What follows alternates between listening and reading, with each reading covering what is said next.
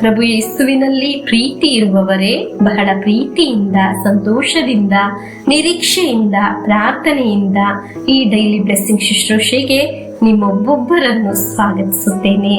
ಸಂತೋಷವಿರುವ ದಿನವಾಗಿರಲಿ, ದೇವರ ಅನುಗ್ರಹ ಇರುವ, ದೇವರ ಸಂರಕ್ಷಣೆ ಅನುಭವಿಸಲು ಸಾಧ್ಯವಾಗುವ ಒಳ್ಳೆಯ ಒಂದು ದಿನವಾಗಿರಲಿ.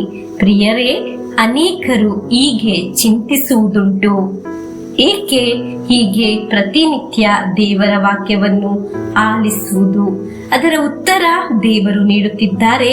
ದೇವರ ಸನ್ನಿಧಿಯಲ್ಲಿ ಪ್ರಾರ್ಥನೆಯಲ್ಲಿ ಆಗಿರುವವರೇ, ದೇವರ ವಾಕ್ಯವನ್ನು ವಿಶ್ವಾಸದಿಂದ ಸ್ವೀಕರಿಸುವ, ಆಲಿಸುವ ನಿಮ್ಮ ಜೀವನದಲ್ಲಿ ನಾಳೆಗಳಲ್ಲಿ ಅನುಗ್ರಹದ ಒಂದು ಕಾಲ ಉಂಟಾಗುತ್ತದೆ. ನೀವು ದೇವರ ಅನುಗ್ರಹದಲ್ಲಿ ಜೀವಿಸಬೇಕು, ಬೆಳೆಯಬೇಕು ಎಂಬ ಆಸೆವಿದೆಯಾ?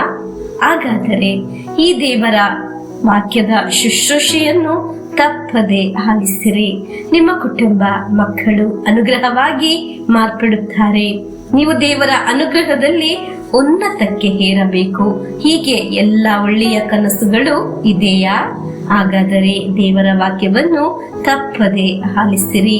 ಅದು ಜೀವನದಲ್ಲಿ ಹೊಳಪನ್ನು ಮೂಡಿಸುತ್ತದೆ. ದೇವರ ವಾಕ್ಯ ಆಲಿಸುವುದು ಜೀವನದ ಒಂದು ಭಾಗವಾಗಿರಲಿ. ಇಂದು ನಾವು ಆಲಿಸುವ ದೇವರ ವಾಕ್ಯ ಧರ್ಮೋಪದೇಶ ಕಾಂಡ 28ನೇ ಅಧ್ಯಾಯ 1ರಿಂದ 7ರವರೆಗೆ ವಾಕ್ಯಗಳು. ವಾಕ್ಯವನ್ನು ಆಲಿಸೋಣ.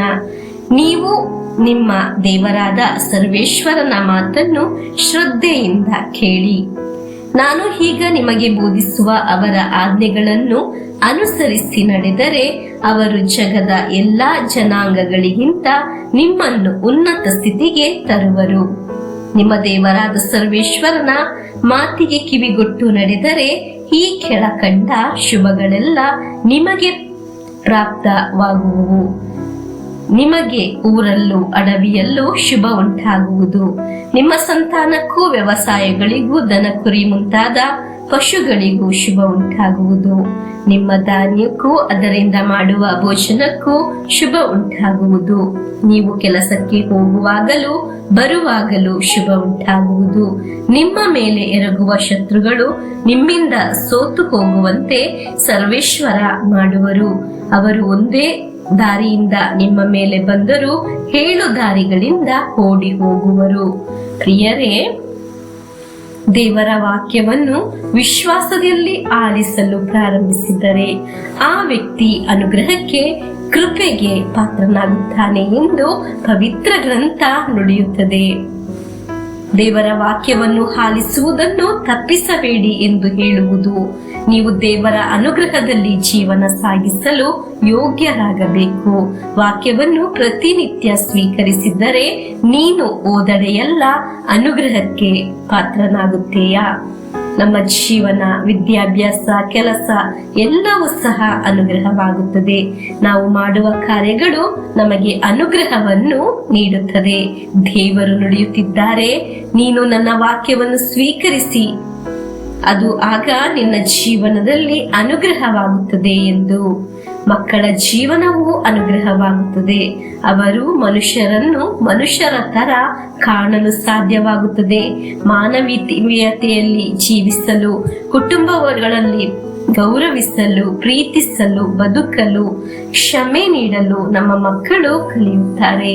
ಇಂದು ಆಲಿಸಿದ ವಾಕ್ಯದಲ್ಲಿ ಪ್ರಭು ಯೇಸು ಸ್ವಾಮಿ ನಿಮ್ಮ ಮಕ್ಕಳ ಮೇಲೆ ಕೈಯಿಟ್ಟು ಆಶೀರ್ವಾದಿಸುವ ಅನುಭವ ಉಂಟಾಗಲಿ. ಆಮೇನ್. ನಿಮ್ಮ ಒಂದೊಂದು ಕೋರಿಕೆ, ಬೇಡಿಕೆಗಳಲ್ಲಿ ಮಕ್ಕಳಿಗಾಗಿ ಪ್ರಾರ್ಥಿಸುವಾಗ ಶಕ್ತವಾದ ದೇವರ ಸ್ಪರ್ಶ ಉಂಟಾಗಲಿ. ಪ್ರಾರ್ಥಿಸೋಣ. ಪ್ರಭುವೇ, ನಾನು, ನನ್ನ ಕುಟುಂಬದವರು, ನನ್ನ ಆತ್ಮೀಯರು ಅನುಗ್ರಹವಾಗಲು ನಿಮ್ಮ ವಾಕ್ಯವನ್ನು ವಿಶ್ವಾಸಿಸಿ ಸ್ವೀಕರಿಸುತ್ತೇನೆ. ಸಕಲ ಕಾರ್ಯಗಳಲ್ಲಿ ಅನುಗ್ರಹಿಸಲ್ಪಡಲಿ ಎಂದು ಪ್ರಾರ್ಥಿಸುತ್ತೇನೆ. ಆಮೇನ್. ಪ್ರಭು ಯೇಸುವಿನ ಆಶೀರ್ವಾದವನ್ನು ಸ್ವೀಕರಿಸೋಣ. ದೇವರ ವಾಕ್ಯವನ್ನು ಪರಸ್ಪರ ಶೇರ್ ಮಾಡೋಣ. ಎಲ್ಲರೂ ಕೃಪೆಯಿಂದ ತುಂಬಲಿ. ಇಂದು ದಿವ್ಯ ಬಲಿ ಪೂಜೆಯಲ್ಲಿ ವಿಶೇಷವಾಗಿ ಮಕ್ಕಳಿಗಾಗಿ ಪ್ರಾರ್ಥಿಸೋಣ. ಆಮೇನ್.